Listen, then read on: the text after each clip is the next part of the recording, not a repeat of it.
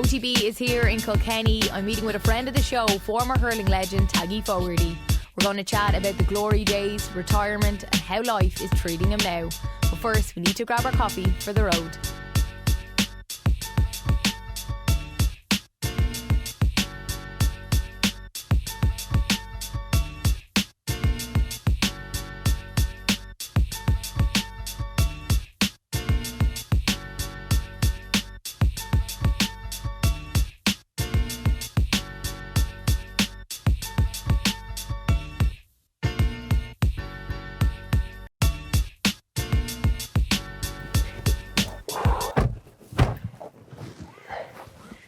Ready to rock? Let's go. So how is life now, Taggy? Life is good, Ash. Yeah, life is good. It's busy. Yeah, really busy. Doing a good bit busy at work. Didn't hurl this year. Was this the first year? Yeah, first year, yeah. So I don't know whether I'm retired or not retired. I'm not too sure. But, You're just taking a year away. Taking a year away, yeah. Well, actually what happened, I got involved in a team in Dublin. St. Vincent's Camogie team. And, oh, brilliant. Yeah, that kind of took control of my life, and I didn't have time to go back to the club, to be honest, because I was involved with them, and just went from there. Yeah, exactly. Yeah, so it was something different. What was it like, I suppose, not going out every evening to play, to pick up the bag, to know you're going out to play? Yeah, it was very strange. I suppose I did have the coaching thing, so I was on the move. I was in a hurling field. I was in a coaching capacity, but it was very strange, and I think it really hit me around championship. When the boys are out, the texts were coming in, championship was on, training was up, and they're playing certain games. And look, I always loved playing championship for the club. Yeah, that's what it's all about, so I missed it. Yeah, and I still have a Crawford, so I'm not officially saying I'm retired. There's a junior B team in the club now. I might go back and try and take a few frees for those. And when you watched them run out, I suppose, for the first championship game, what was it like? Did you get a feeling in your stomach thinking, geez, I should be out there? Yeah, it was really strange. It was kind of, my gut was telling me, like, geez, I'd love to be out there. Like, I just love hurling. I love the club, and that's where I started off. And there was a kind of camaraderie there with them and all the boys there, and they're still playing. Now, look, I'm touching on 40 now, so I can't complain. I had a good run-in with them, but it's just, I hate saying I'm retired. You just say you take a year away. I'm just leaving it open. But in terms of going back, what can I commit to the team? What can I do for the team anymore? You have to come off the bench and you have to call it a day sometimes. Yeah. I think with county, you probably have to say you're retiring or not. But I think with club, you can always see how you're feeling. Look, you still see so many lads in their late 30s, early 40s, and they're still doing it for their clubs. That's it. You see on social media there's coming through that such a guy, 38 years of age, scoring 1-2, and you're kind of saying, that could be me, that could, I still have that left in me, But really, for me, it's the feeling. It's the feeling of going out into the field. It's the feeling of winning. It's just the joy you get from it, That's a big aspect of your life kind of gone, because that's all I know. I played hurling since 6 or 7 years of age, all through up through the years, up to literally last year. So that's all I know, and it's hard to step away from that. Yeah, and what was the reason? Was it your body telling you, look, you need a rest, or? Yeah, well, in terms of Kilkenny, it was I suppose a mixture of both. It was game time. I wasn't getting the same kind of game time that I was getting before. I was 32 years of age. I suppose in an intercounty setup, you always think you can commit to something. You have something left in you that you can that you can give to the squad, but if you're not getting game time, Aisling, it's very hard. It's very hard, especially when you're always getting game time. Yeah, when you've been through it, when you start off, it's fine. You're waiting to get your chance. You get your chance, you run the team, and then you're off the team, and that's actually the hard one. But it's tough because in your later years with Kilkenny, that's what happened. And was that tough at the time, I suppose, to come to terms with that? You had 8 All-Irelands, but I'm sure you were still, it was tough to take. I tell you, I went through a period, around 2012, I was in great vein of form, and I was on and off the team, and it was really, really a hard time because I felt I should be on the team. There was a really hard period of time where we played Galway in our final in 2012, and it was a replay, it's a draw match, and it was a replay, and I was dropped for the replay, and that struck me really, really hard. You're kind of taking on board, was it my fault, or whatever the case may be, and I was that close to nearly kind of going in 2012. And if because you were that annoyed? Because I was that annoyed, yeah. And I was that kind of, I said I was in a great vein of form. I think could have been 12-1 for hurler of the year. This kind of things. I only found out afterwards, but them kind of things was really, really hard to deal with, especially when you're going well.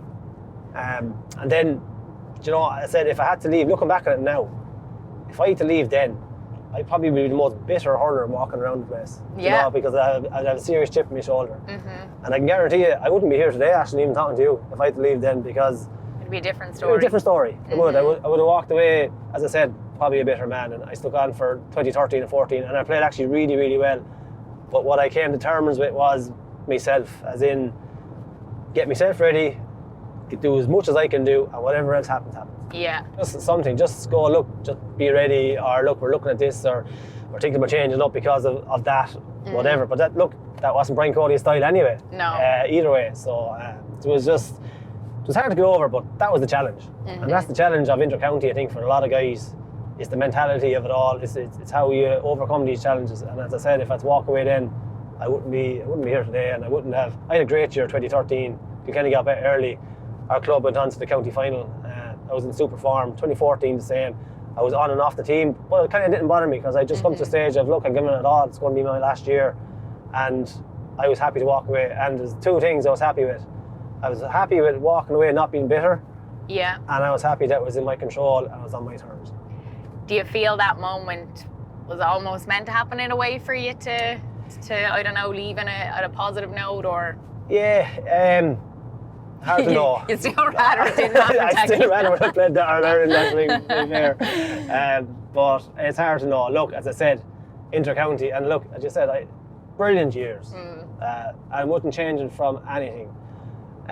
But it is a challenge.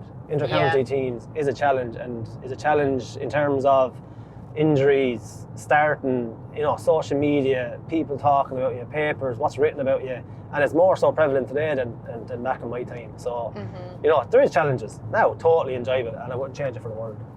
And you spoke about the mental side of it as well. Like nowadays, there's a lot of sports psychologists that work with the team, but I'm guessing there probably wasn't that side of things.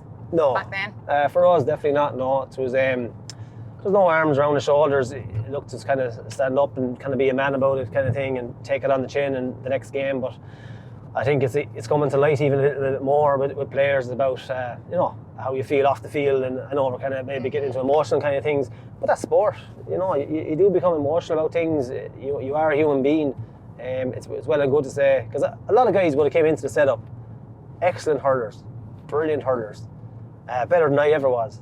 But I suppose maybe the mentality wasn't there, you know, to deal with certain things. Yeah. Well, this is what they say a lot of the time. Like, you can have all the talent, but if you don't have the mental side of it, or if you don't work hard enough, you know, they're probably the things you need, along with talent. But sometimes hard work beats talent. You need to be an all-rounder. Yeah. And I think mentality is huge. And even, you talked about kind of being on the team and off the team. When I walked into the Kilkenny setup, I was on a crest of a wave. You know, I was putting the short... 21 at that point? 21, yeah. 21 at that point. But for the matches, Leinster finals, I remember I was more worried about getting my shirt and my jeans ready for the match rather than putting the boots and the helmet in the 21? game. Yeah. What? Yeah. Taggy? for the senior, because I knew I had no hope of coming on. I was part of the panel, but I was only in for that summer. So I was in a So what are you thinking about, the nights out? The nights out, yeah. Just like crazy stuff. The best bit. And people would be surprised. But then there's a time comes where it's either make or break. And when you're actually kind of making the team and being on the team, your whole mentality changes. You're just focused. You're going to work, but you're thinking about what do I have to do to prepare for training tonight, hydration, everything. It consumes you. You know, it consumes you so much. But I don't know whether it kind of has to consume you. Maybe it does to get to that level, but it's a total different kettle of fish. And when you first went into the team, can you remember, like, I don't know, for the first time in the changing room ahead of, like, maybe your first championship game, who was beside you, or was there big names at that point that you were like, I can't believe I'm in this dressing room? Yeah, like, of course. People think my first championship game was against Wexford in a Leinster final. But it was actually against Dublin in Carlow in, I think it was the first round of a championship. And the full forward line was Henry, DJ, and myself. Yeah. So, like, DJ was my idol. I idolised DJ Carey. He was just unbelievable. And as a forward myself, I just idolised him. He was brilliant. You know, so exciting player, just fantastic. So like him, Peter Barry, you know, just fantastic hurlers. And it's like that in the dressing room. You walk in, and unfortunately for me, I came in when Charlie Carter left. Yeah. And the whole county was just sick that Charlie Carter left. And I walked in kind of, I'm taking Charlie's place. Who was this new fella? And guess where I sat? In the dressing room. I didn't know. I sat in Charlie's chair, Charlie's bench where he sit. And the boys absolutely ripped into me. Now, in fairness, I had JJ Delaney, I had Tommy Welch, I had Jackie Taylor, which I was playing under 21 with anyway. Yeah. But the sneering and the bit of crack, I was like, God, you took his place, now you're taking his seat. Yeah. You're straight in there. I was really keeping my head down, barely looking at the lads, and this kind of happened. So, yeah, it was an eye-opener. And were you nervous or excited? Like, obviously, Brian Cody going in, you don't know what to expect. I'm sure you heard stories of what he was like as a manager and all this. What was he like? Yeah, obviously I was nervous going in. Yeah, of course I was. And look, Brian has an aura about him. He has a presence about him. A brilliant man. I suppose when I went in first, his guard was down a little. He would have mingled with the players a lot more. Okay. Yeah, he would have had. Down 2003, 2004, he'd been in the dressing room having a bit of crack with us, a bit of banter, a bit of sneering, and he loved it. And he's actually good crack. And he loves the guys with the team spirit, and he loves all that. But it changed. And I felt it changed around 2005. Galway bet us in the semi-final and bet as well. And I think Brian actually said afterwards that he got too close to the players. Okay, and he wanted to change things. He felt that was a reason? He felt, that maybe that was the reason that he got too, I won't say soft, but he got maybe too complacent, and he definitely put his guard up. And definitely from 2005, 2006 onwards, that he was the manager and we were the players. And there has to be a separate ground. Mm-hmm. That's what I felt, and you could see it in his presence, even on the dressing room, talking to guys. He just stepped away from it. He was the manager. And do you feel that was a problem? Like when you were saying he was closest to you, and he stepped away at that point, did you feel that had any effect to you on the pitch, or? Not at all.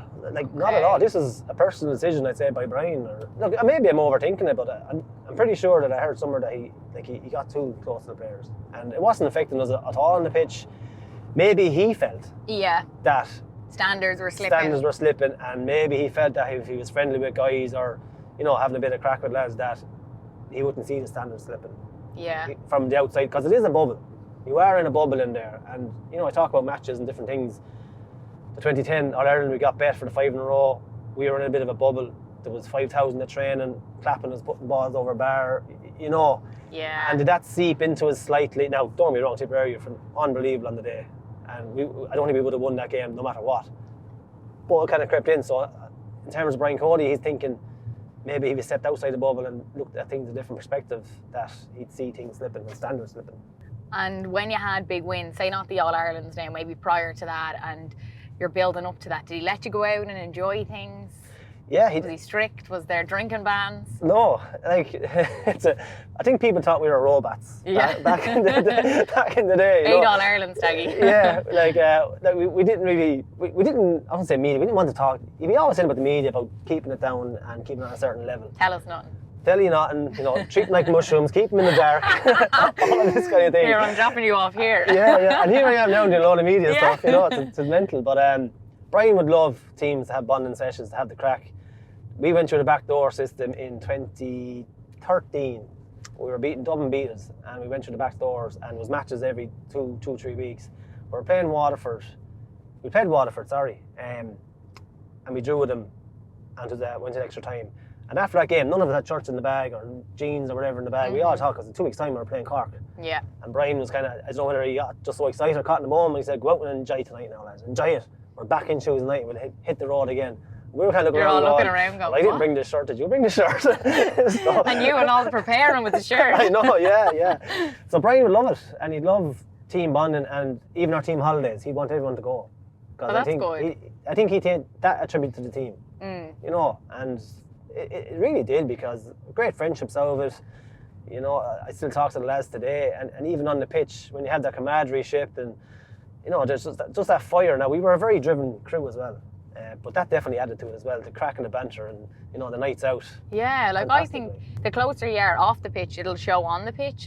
You hear a lot of some of the successful teams talk about that, and I definitely believe that's the case a lot of the time. I suppose if I ever had a regret, it's maybe that I didn't live my life outside of hurling to 100% that I could have.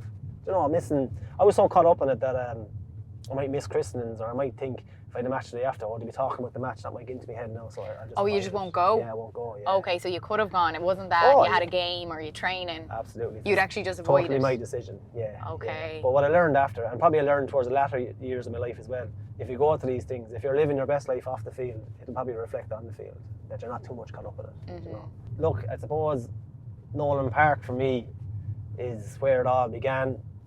I had great days with my club. I won a minor A in there for small clubs. It was big achievements. We won a junior title as well.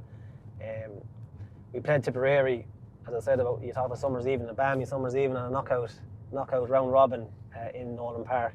And I'll never forget the bus down to Nolan Park that day. The crowd was in since about 3 or 4 o'clock. Match was on about 6 or 7, and there's no pre-match to it. And they're just waiting. There was no ticket to They want to get a good seat. So it was in, get your seat, and that was it. And the atmosphere was just electric. And so it was fantastic. That's a massive moment. And Kilkenny just really came together. And I was down to play that day, and I actually didn't play. So I was on the programme to play, but Brian said, look, you're not starting. So I could have been really kind of going, it's all about me, but the whole team just came together. The panel, it didn't matter. We just had to win that day, you know, because people are probably putting the nail in our coffin that this is the end of the Kilkenny team. Yeah. You know, and we didn't want that. And it was just a fantastic experience, and just even our supporters really got behind us as well. So days like that, you know, I suppose 2006 has to be a big memory for me as well. I only kind of came onto the team. I wasn't really well known, and next thing I ended up with man of the match in an Ireland final. Yes. You know, so I started there actually. Yeah. There's only one way I was going to go. There was nowhere to go after that. So that was a big moment because there's question marks over me, and you know, was I good enough? Was I this? Was I that? I held the hurl wrong, and you know, did that slow down me strike? All these things are being said. What, people used to say that? Yeah, for sure. I think there was an article written there one stage that. What way did you hold the hurl? I hold the hurl with left hand on top. Yeah. What's your main hand? But I catch with my left. So my right hand is down the hurl. Yeah. So technically, I should catch with my left, and my left hand should be below my right hand. Yeah. That's the way it should be. Yeah. But I'm the opposite way. Right. Kind of like Walter Walsh, if he wants to go nowadays. He probably saw me and idolised me. And that must have been it. And then he took your place. Exactly. And he took my place, exactly. So, so I held the hurl wrong. And that was a big talking point. And I went to CBS in Thurles, and they tried to change me. And oh, no. I just couldn't get it. At what age were you when they tried to change it? I was 14, I was first year or whatever, I was 13, 14. So I just couldn't get it, I couldn't change, so I stuck with it. Look, just you proved them wrong. That moment, it wasn't I proved them wrong, but that moment was just kind of going, it was a nice one. So moments like that, and I suppose the big thing is just the enjoyment of it all, as I said already, just the lads, and just to come across such a driven group of guys, humble off the field, and that kind of environment of being involved with a team with just one goal, very intelligent lads, very driven guys, very smart lads, but just one goal ahead, and we all kind of challenging each other. And if you talk about the 4 in a row team, it became kind of more challenging each other than it is other teams. You know, if you're lifting 80 kg, well, I'm going to lift 90 kg. This kind of mentality. Driving each other on, kind of unknowns to us, and trying to get better ourselves in every aspect, and I suppose trying to reach your potential. You know, and it might sound hairy-fairy, but trying to reach your potential and be the best you can be. And in that environment with 30 to 40 guys, imagine. And the whole Brian Cody and Henry Shefflin story, whatever went on, did you ever read much into it, or what really happened there? I didn't really look. The way I looked at it was, there was 2 managers. Brian Cody is a very driven man. He wants to win, as would Henry Shefflin. I think there was something in it, if I'm being honest. I think maybe Brian felt that Henry going to Galway was, you know, bringing all what he's learned, and Henry being so much about Kilkenny and Kilkenny hurling and what he's done to it, bringing all that knowledge to Galway. Because Brian is an out-and-out Kilkenny man, and as we all are, and as Henry is as well. I think maybe he felt that maybe there's a small bit of a betrayal. Now that's only looking at from me from the outside in, but I think there was something in it, all right. But in terms of the handshake, like Brian, it was a draw game, controversial free. You know, Kilkenny could have easily won that game. So Brian was probably seen, he's in the thick of it. Yeah. And same with Henry, I think he's in the thick of it. After the handshake, I think 10 minutes, 15 minutes later could have been a totally different story. And then it happens again. Where they barely shake hands, but they do shake hands, and Henry is the one who goes and initiates it. Yeah. Do you think that today, if they see each other, are they talking? Is there tension? No, I think they're talking all right. I think the second handshake was nearly blown up in the media.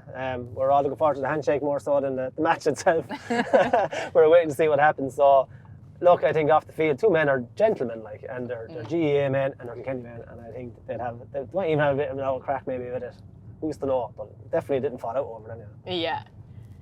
And for Henry to go into management, was that always the way you seen him going? Was he this figure in the dressing room? He was really, yeah. Henry was always a leader. Great man. Brilliant stuff what he's on for Kilkenny, but he's always a bit of a leader. And like, he wouldn't have spoken even a whole lot, but it was more his leadership on the field. Now at times he did speak, but it's more what he done on the field, and I suppose the presence he had and the calibre of the man he was. You know, like whatever he's won, but he was so humble about it and different things. But you'd often talk about lads, and it's amazing now. We'd talk like, who'll go into media, who'll go into management, and we always said Henry will go into management, Derek Lean will go into management, Heritage will go into coaching, and true enough, it's coming. Yeah, it's coming to light now, so it's amazing.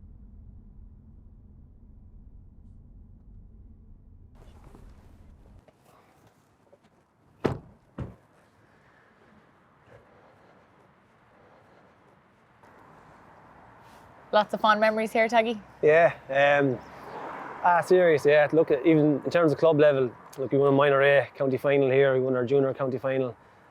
So whenever you're coming in around here, you know something special is going to happen. And look, even training-wise with Kilkenny, summers, evenings coming in, you know, trying to be the best you can be, taking on the lads, coming in for the banter, tough, hard training sessions, and then down to Langtons afterwards. Like, this is where it all began. And as a kid growing up, was this always the aim? Like, did you come here as a youngster and say to yourself, I hope one day I can be out there? Absolutely. Like, all I ever wanted to do when I was a young lad was play hurling. And every time, even heard Nolan Park, even in schools and stuff, you might be playing little blitzes inside. If you heard Nolan Park, you're kind of going, right, this is serious. You know, it's kind of a bit of an aura. You talk about Croke Park, but when you're small and growing up in the county like this, Nolan Park is where it's all began. That's where the Kilkenny team train, and that's where all the meetings going on, and it's a special place. And all your Kilkenny trainings would have been here? We would have trained, say, in Kieran's and stuff in the dark nights. You know, very basic, dimly lit, you know, we're doing runs, we're really slogging it out of it. That's why we really wanted to get in here, because that's when the hurling started. You know, that's when the training started, that's when the matches were. And that's where you kind of maybe put your hand up to say, yeah, put my hand up for the team. I just want to get into Nolan Park, get training and put the head down and do the best you can, you know, and be on that team. And do you think Kilkenny hurling will look a bit different now that Brian Cody is away from things? It will, yeah. That'll look different, yeah. Look, even the figure of Brian on the sideline, you know, even that figure kind of gone. It's a loss. But I think Kilkenny itself, Kilkenny move on, and Brian would have said it, even as a player's point of view.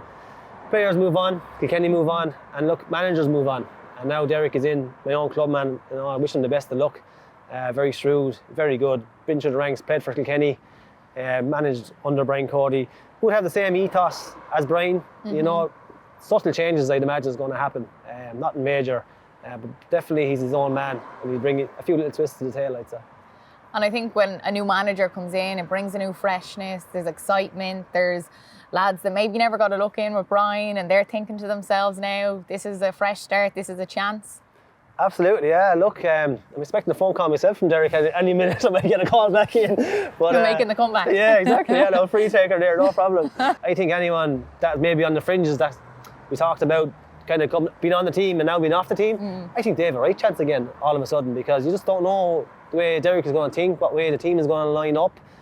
For lads that maybe didn't get a look in at all, they're going to be in the right position. I think all the players are going in on the same level, on the same par, and it's going to be a fresh team, and there's going to be a freshness to it, which I'm excited about. Taggy, thanks a million for joining me today. Not at all. I'll get the next one. Cheers. Cheers. Braeburn Coffee is the official coffee partner of OTB. Whether you're travelling to work in the morning or training in the evening, Braeburn will give you the boost you need. Available at Apple Green locations nationwide. Each week we are giving one lucky viewer a €100 voucher to spend on some Braeburn coffee goodness at an Apple Green store near you. To enter, check out @OffTheBall on Twitter. Just like and retweet our Braeburn competition post and you're in the draw.